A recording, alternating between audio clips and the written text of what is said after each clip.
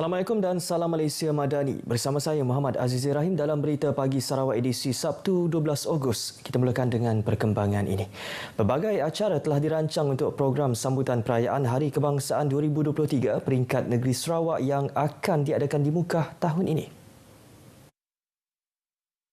Menurut Menteri Bertanggungjawab yang juga Menteri Wanita, Kanak-kanak dan Kesejahteraan Komuniti Datuk Seri Fatimah Abdullah, sambutan itu dimulakan dengan ambang merdeka yang akan diadakan di Dataran Pehin Setiaraja. Sambutan ambang merdeka akan bermula pada pukul 8 malam pada 30 Ogos kelak. Manakala pada 31 Ogos pula, 3 program akan diadakan iaitu Unity Ride and Walk, Majlis Perhimpunan Sambutan Perayaan Hari Kebangsaan tahun 2023 dan Unity Talk and Town Hall. Kita juga nak ingin mengalu-alukan kehadiran orang ramai, penyertaan orang ramai sebab ini julung kali diadakan di Mukah iaitu sambutan Hari Kebangsaan diadakan di Mukah. So sertai orang ramai tampil ke hadapan untuk menyertai berbagai-bagai aktiviti. Beliau berkata demikian dalam sidang media selepas mempengerusikan mesyuarat jawatan kuasa induk sambutan itu yang diadakan di Mukah. Premier Sarawak Dato' Patinggi Tan Sri Abang Johari Tunopeng dijangka hadir ke program berbasikal pada 11 pagi sebelum ke program utama Majlis Perhimpunan Sambutan Perayaan Hari Kebangsaan yang akan diadakan di Dewan Serbaguna Politeknik Mukah. Pada 11 petang pula, program Town Hall turut akan disertai oleh beberapa pemimpin iaitu Datuk Seri Fatimah Abdullah dan Menteri Pelancongan Industri Kreatif dan Seni Persembahan Sarawak Datuk Seri Abdul Karim Rahman Hamzah. Kementerian Pelancongan Seni dan Budaya MOTEK akan menganjurkan Kembara Kraf Borneo pada Oktober ini. Timbalan Menterinya Khairul Firdaus Akbar Han berkata, ia antara lain merupakan usaha untuk mengangkat martabat dan memperkasa produk kraf tangan Sarawak dan Sabah, terutama oleh usahawan yang dilahirkan dari institusi kraf negara. Melalui penganjuran kembara sedemikian yang belum pernah dilakukan sebelum ini, sekaligus diyakini mampu menjadi medium untuk mempromosi keindahan dan keunikan kraf tangan dari kedua-dua negeri. Kita akan melakukan pelbagai pengisian sewaktu kembara ini dilakukan. Kita akan bukukannya, kita akan ambil beberapa personality yang terkenal supaya ianya dapat dipasarkan dengan lebih baik. Kita akan buat footage yang kita boleh jual kepada masyarakat umum. Kembara serupa akan diteruskan ke Semenanjung Malaysia pada tahun depan. Khairul bercakap pada sidang media selepas merasmikan Pesta Sematan di Lundu. Sementara itu, beliau optimis sasaran kemasukan 16 juta pelancong ke Malaysia pada tahun ini akan dapat dicapai atau melebihi sasaran. Berdasarkan data kasar yang direkodkan MOTEK, jumlah kedatangan pelancong untuk suku kedua tahun ini juga sudah melepasi angka yang disasarkan. Khairul turut mengakui penganjuran program oleh negeri-negeri turut menjadi antara penyumbang kepada tarikan pelancong datang ke Malaysia. Justru katanya kerjasama antara kerajaan persekutuan dan negeri harus diperhebat bagi memastikan ia bukan sahaja dapat merancangkan industri pelancongan tetapi juga industri seni dan budaya. Terdahulu dalam ucapannya, beliau berkata pesta selama 3 hari tersebut merupakan landasan yang baik untuk memberi ruang kepada usahawan kecil dan sederhana bergiat dalam peningkatan ekonomi setempat. Selepas 13 tahun tidak diadakan, Pesta Regata Tatau kembali lagi tahun ini. Pesta tersebut telah bermula semalam di tebingan Sungai Tatau yang menyaksikan kehadiran ramai pengunjung.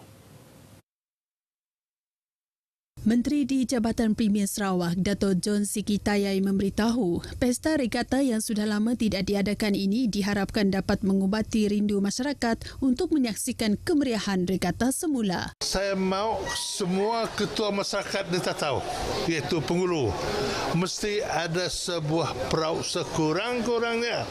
Ini cabaran saya kepada ketua masyarakat di Tatau. Beliau berkata demikian pada perasmian regata Pesta Tatau semalam di tebingan Sungai Tatau. Sebanyak 4 pertandingan perahu kayuh telah dipertandingkan, antaranya perahu kayuh sampan, perahu kayuh bidar, perahu kayuh temuai dan raja sungai. Bagi pertandingan perahu kayuh bidar, juara dimenangi oleh pasukan tim N58 Balingian dengan nama perahunya Kasihnya Warisan. Naib juara pasukan tim N58 Balingian juga dengan nama perahunya. Naib juara pasukan N58 Balingian juga dengan nama perahunya Cahaya Kekal, dan tempat ketiga dimenangi oleh TLB Balingian dengan nama perahunya Sama-Sama Laju. Bagi perlumbaan bot laju dan peringkat saringan akhir perlumbaan bot laju akan diadakan pada hari ini dan esok. Diperdaya sindiket phone scam, seorang kerani wanita dimiri kerugian RM250,000. Pesuruhjaya Polis Sarawak Datuk Muhammad Azman Sapri dalam satu kenyataan berkata, wanita berusia 40-an itu pada mulanya menerima panggilan daripada individu yang memperkenalkan diri sebagai ejen sebuah syarikat kurier pada penghujung Julai lalu. Ejen tersebut mendakwa mangsa telah membuat penghantaran barangan yang kononnya mengandungi beberapa keping kad pengenalan dan kad bank kepada seorang penerima di Terengganu. Mangsa yang menafikan dakwaan itu bagaimanapun telah dihubungkan kepada beberapa individu berlainan yang mendakwa sebagai Sarjan Lai dari Ibu Pejabat Polis Kontijen Perak dan Datuk Wong dari Bukit Aman. Mangsa telah diperdaya dengan pelbagai dakwaan kononnya terlibat dengan kumpulan pemerdagangan manusia dan pengubahan wang haram. Mangsa yang ketakutan diarah untuk memberi kerjasama agar tidak ditangkap dan mangsa telah memberikan maklumat mengenai semua akaun bank miliknya. Berikutan itu, mangsa telah melakukan 9 transaksi pemindahan wang secara dalam talian selain deposit tunai kepada 8 akaun berbeza pada penghujung Julai lalu hingga awal bulan ini. Kesemuanya berjumlah kira-kira RM250,000. Mangsa menyedari ditipu setelah panggilan dan mesej disekat oleh suspek sebelum tampil membuat laporan polis. Polis Sarawak hari ini melupuskan barang kes jenayah narkotik bernilai lebih RM1.7 juta. Timbalan Pesuruhjaya Polis Sarawak Datuk Manca Atta menerusi kenyataan media memaklumkan kesemua dadah yang dilupuskan tersebut boleh menampung bekalan untuk 200,778 orang pengguna. Pelupusan dilakukan Kuching Integrated Waste Management Park di Jalan Sungai Tapang, Kuching. Barang kes jenayah narkotik yang dilupuskan termasuk lebih 32,000 gram dadah syabu, lebih 8,000 gram pil ekstasi, lebih 4,000 gram dadah ganja dan lebih 900 gram serbuk ekstasi. Barang lain termasuk pil Eramin 5, ketamin, nospen, air ketum, 1 batang pokok ganja dan lebih 2,000 botol urin. Barang kes tersebut melibatkan 3,416 kes dari tahun 2012 hingga 2022 di 19 daerah dalam kontijen Polis Sarawak yang telah selesai semua peringkat siasatan dan perbicaraan. Proses pelupusan disaksikan Ketua Jabatan Siasatan Jenayah Narkotik Ibu Pejabat Polis Kontijen Sarawak ACP Mustafa Kamal Ghani Abdullah. Pelupusan dilakukan melalui kaedah pemusnahan selamat menggunakan teknologi terkini yang diperaku oleh Jabatan Alam Sekitar. Dalam pada itu, Polis Sarawak telah menangkap 6,807 orang atas pelbagai kesalahan di bawah Akta Dadah Berbahaya 1952 dan Akta Racun 1952 dari Januari hingga 6 Ogos tahun ini, melibatkan nilai rampasan berjumlah RM128.7 juta. Seramai 74 warga Indonesia telah dihantar pulang ke negara asal Rabu lepas melalui program pemindahan negara asal warga negara Indonesia. Kesemua individu tersebut merupakan tahanan depo imigresen Berkenu di Miri yang telah selesai menjalani tempoh tahanan dan hukuman.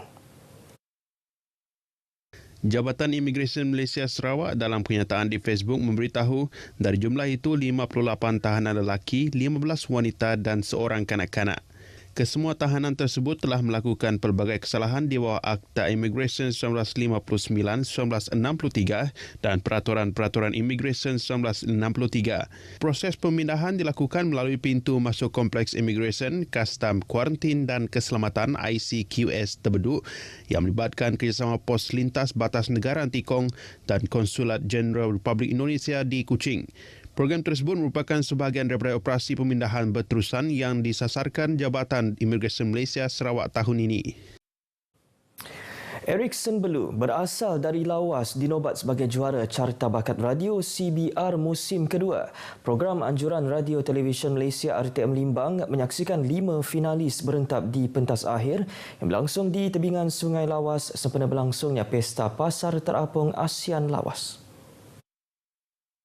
Membawakan lagu solo Tak Mungkin Bersama dan lagu duet Bintang Kehidupan bersama finalis CBR musim pertama telah membawa tuah kepada Erikson. Sebelum ni saya pernah mengikuti CBR musim pertama, tapi kerana banyak masalah, jadi saya mengambil keputusan untuk datang lagi audition ke edisi kedua dan syukur kerana dapat menjadi juara. Erikson memenangi hadiah RM2,000 dan piala. RTM sebenarnya memang terbaik dan semua apa yang diorang sediakan hari ini adalah untuk kebaikan pada semua yang bertanding pada hari ini dan memang the best. Pertama sekali saya mengucapkan syukur kepada Allah SWT kerana telah memberikan rezeki ini kepada saya. Saya sangat bersyukurlah walaupun tak menang, yang penting ada. Naib juara membawa RM1,500 dan piala, manakala tempat ketiga RM1,000 dan piala. Sagu Hati menerima RM500 dan piala. CBR terbitan RTM Limbang bermula pada 2019 menjadi platform kepada anak muda menyerlah bakat dalam bidang nyanyian. Kesedaran komuniti setempat menjaga kebersihan persekitaran bagi mengelakkan pembiakan tikus adalah penting untuk mengelakkan jangkitan penyakit berbahaya. Disebabkan itu, Majlis Daerah Sarike semalam telah melancarkan kempen membasmi tikus bagi kawasan di bawah bidang kuasanya.